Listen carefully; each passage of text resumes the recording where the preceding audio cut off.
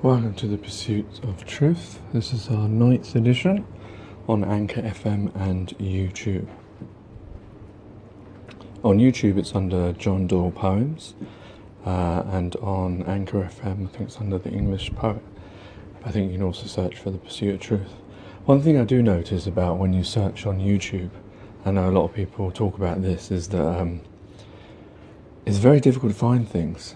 And the algorithms now we know that they use, you can see them at work, because when I release things, to do with, without use a keyword of flat earth or 9/11 or whatever, and then if I search for it myself and I change the order from relevance to upload date, I still can't see what I've just uploaded, and I can't believe it's because 1,000 people just uploaded just after me something about flat earth or 9/11. So even the search doesn't actually work properly. It's weird, no? It makes no. It means they do.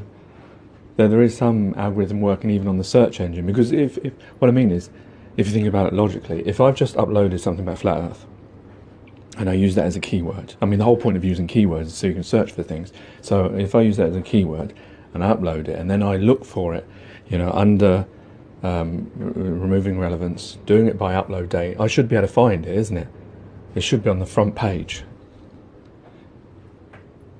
Obviously other people may have uploaded things, but it should be there somewhere, or maybe the second page or the third page. Can't find it at all. So that is interesting. But I think it's because I don't think it's a conspiracy against flat earth. I think it's a conspiracy against people who are not famous. If you've got a lot of followers, your things will be at the top. Whereas if you don't, then your things won't be there. It'll be right at the bottom.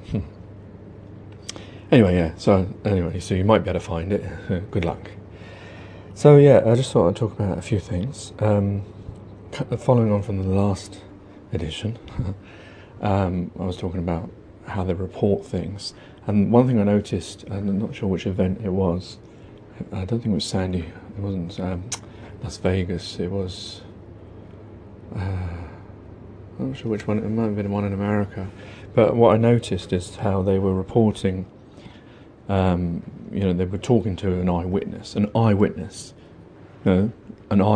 very important statement there, and they would, when they finished with the eyewitness, because the police hadn't said anything, it was early days in the story, but the eyewitness, they would always quantify at the end of that, speaking to them that, that they've no verification of this, and, blah, blah, blah, and the police have made a statement. And when the police say exactly the same thing, then suddenly it's fact. And what's interesting is how they treat us. Because we are just ordinary people, eyewitnesses, it doesn't matter. Normally, in evidence-based things, an eyewitness is the most important person because they've actually seen it. Now, of course, like I mentioned before, you do get people who, pretend that they've seen things and make things up. So yes, I guess there is some kind of need for verification. But it is interesting how when we say something, the general public, when they're interviewed on television at one of these events, what we're saying is not as important. It's only important once the police have their official story. And that's obviously how you also create an official story, isn't it? How you make sure that what everyone ends up understanding is what the police say, because everything else in the member public can be discarded until the police have said whatever, and then anything that fits in line will match that. It's like you get a lot of these cases where, I think it was in the Las Vegas one, where people were describing there was more than one shooter. Some people were saying there were shooters on the ground. Some people were saying you can hear different guns at the same time. In 9/11, you get people reporting they heard bombs going off. They heard explosions at different times. Lots of contradictory story to what becomes the official story from the police or from the state or whoever is issuing that story. So that's interesting, because why does that happen? How do you marry up that you have eyewitnesses giving different accounts than what becomes the official police? I keep using the word story. It's interesting that I use that word, account. I mean, yeah, you can say that, oh, these people were wrong, but how many people were wrong? And why is it we believe the police over eyewitnesses, people who actually were there? Like some of these people were firefighters. Now it's interesting how I use that, because I'm trying to say that, oh yes, you can trust firefighters over members of the public. So even myself, I'm doing that. So that shows that I've been programmed. We've been programmed to trust officials over our own selves. So, like I'm saying there that, okay, you could say a member of the public would have lied, but you've got firefighters in 9/11. There's that famous phrase where, he mentions a boom, boom, boom, boom, boom, boom, boom, boom, and all that. And them talking about explosions beforehand in the car park. So it's interesting how we will believe police and state over members of the public. It's interesting how our perception of trust and truth sometimes doesn't make sense. And it's interesting because you get lots of videos on YouTube where they correlate all the people who've said the explosions and the things that go against the official story, and yet there's loads of them, but still that won't damage that official story because it is official. But it's interesting how the media also follows that line as well, and it's very annoying in this day and age how they will wait for their own cameras to get there, and often they're not their own cameras, they're other companies that they're using, but who are on the scene, and they won't use our social media. I mean, these days everyone has a mobile phone, everyone's capturing more than they've ever captured ever before when these events take place. Snapchat, YouTube, even just a normal mobile phone camera, people are capturing these things, but they will never, very rarely will they get on television. And it's not because of quality, because that's the old argument, because a lot of times they don't even film the right way, but they will still get on television. But the thing is if we really wanted to tell the true story, if I was an editor of a news program and a live event was taking place, and I knew there was loads of people in the area who all had the facility to stream live what's going on, I would want to show that. You could have like a split screen of all the different ones, because that's reality, isn't it? That's ultimate truth. You're actually showing it live by lots of different people, rather than having someone stand there in front of you talking about what actually happened and then showing you one or two choice selections. To me, that's constructing a story, rather than, because now obviously in the past, that's the way it used to be done, because we didn't have all this camera technology everywhere. Now we do. Whenever there's a terrorist event, there will be loads of people with cameras. So why do we only pick certain ones? Why don't we go live to them straight away? Because they will think, oh no, we can't trust that, because what if it goes off, or what if they say something bad, or what if they show some bodies or some blood? Oh my goodness, it's the truth. And that's, I think, what's the beauty of social media, of YouTube and things like that, that these things can be shown straight away, and that people can actually see the truth rather than someone else's truth. Someone who decides, no, you can't see that, or no, we're not going to show that because we don't know it's 100% true, or it doesn't fit with the official story, so we're just going to pretend that didn't even exist. And of course that makes the way you tell a story is very important, because that's how we end up remembering these things, how we believe these things. So it is very important of how, I think, how these lies could be orchestrated. I think we need to update the way that we report things. I don't think it's always necessary to have someone standing there in front talking and explaining the situation, and then two presenters talking to each other about something. Sometimes you get like experts, and these experts are not really experts. They're someone who works in a university, and that's an expert? Not really, is it? Come on. I mean, I could probably work in a university. Does that make me an expert? Sometimes I think it's laughable, the people that they roll out just to, you know, to quantify whatever argument they want to get. So yeah, that, and the other thing that I was going to talk about is false freedom. This idea that we are free. You know, we often, you know, like say if in South Africa when they had apartheid, and you know when Nelson Mandela was out when they were elected, everyone was, you know, cry for freedom. Everyone's free. No, they're not. They're still not free, are they? It's the same like here. We think we're free. We don't have any oppression, but we're not free. We can't do whatever we want. I mean, obviously, you've got to have some kind of rules. But what I mean is that we aren't truly free, as that word really means. There is always, you know, like if you want to do something, you have to go through, you have to jump through so many hoops. If you want to go to a different country, yeah, you have to get a passport, you have to fill out forms, you have to, you know, get other people to verify who you are. All these stupid little hoops and that you have to jump through.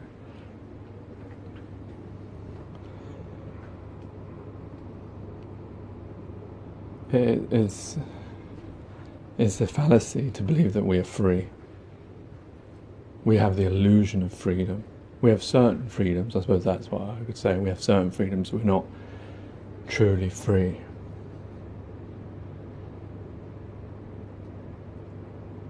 And that's interesting, really, considering we're in the 21st century, we're all enlightened, and you know, we still decide to live in a life where we're basically slaves to the system, slaves to the government, slaves to work.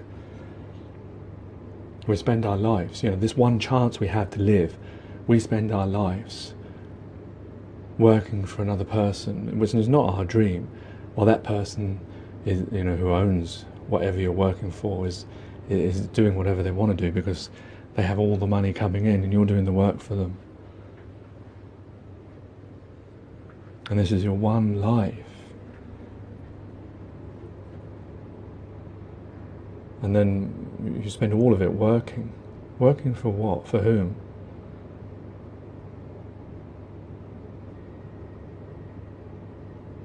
This is how we live. This is our freedom, is to be able to work, to keep the wheel spinning.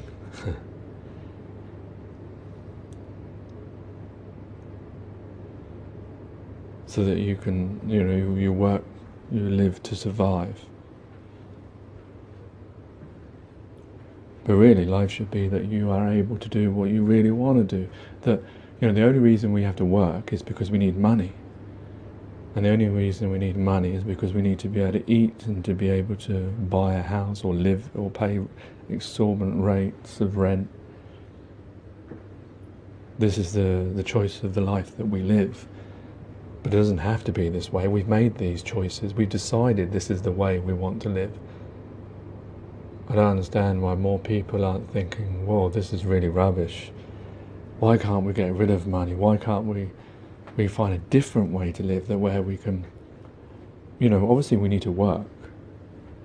You know, if everyone stopped working, society, it wouldn't run. You need nurses, you need doctors, but some of the things you don't need. You know, like I think it's in my story, The Dead City, or is it The Night Collection, I'm not sure which, where it mentions, you know, the unnecessary waste of time and products of making like 500 different hair shampoos, or, you know, some of these things are not necessary. Some of it's because we want too much choice, some of it's because of competition. You know, we created this monster ourselves. How many shampoos do you really need? Do you need different flavoured shampoos? Are we wasting our time making all these different cars? You know, we need, how many different makes of car have released this year? 100, 200, 500? Why can't we just have one car? Or even like five different cars, yeah, in different colours. If we actually were more frugal in that sense, that we did things like that, that we only had, you know, then we wouldn't need all this man hours, all this working, because we don't really need all these things. Imagine what we could spend the rest of our lives actually doing if we didn't waste our time on commercialism. That's our problem. If we stripped it down and actually did what we really needed, if we actually looked at that question, what do we all need to survive happily? You know, like we all need a house. We all need food. We all need medical care. We all need transport. All of these things we could do with less. And then, of course, I know the argument's going to be, but wait a minute, so you might only need 1 million people out of 60 million working to do all those things, and we would all be happy. But what about that 1 million that have to work? Well, yeah, well, I'm not saying that no one else has to work, but we just need those infrastructural people. And those people will be the ones that want to do that. Some people do want to be firefighters, some people do want to be nurses, some people do want to make things. Some people do want to find medical cures. You'll always have those people, and the rest, they will want to do things as well. Invent things. I don't know what they want to do, but what I mean is we've gone the wrong path when it comes to how we're living. We've gone down the commercial, you know, making, like, I want a company, and then the person down the road, I want a company as well. I'm going to make exactly the same thing as you. You know, Fairy Liquid, washing up powder, I should say. How many different brands? Sometimes they even make their own competition's brand. You know, Fairy Liquid will make another one and sell it under a different name. Procter & Gamble, whoever it is. The people making t-shirts in a country, you know, they stick a tick on it, it's Nike. I should say trainers, shouldn't I? Do you know what I mean? We're wasting our efforts, our time, our energy, our lives on living this way. We need to strip it back and say, what do we really need? And if you can tell me that you really do need for everyone to have 500 different types of shampoo, 1,000 different types of cars, is that what the majority really wants? Or would you rather that everyone's happy, everyone has a house, everyone has everything, everyone has a good life and is able to do whatever they want with the time, the precious time that we have? Or do we want us to live like this, where we just work and work and work for someone else until we're too old to work? Anyway, that's enough for me. Take care, take it easy, God bless, and peace.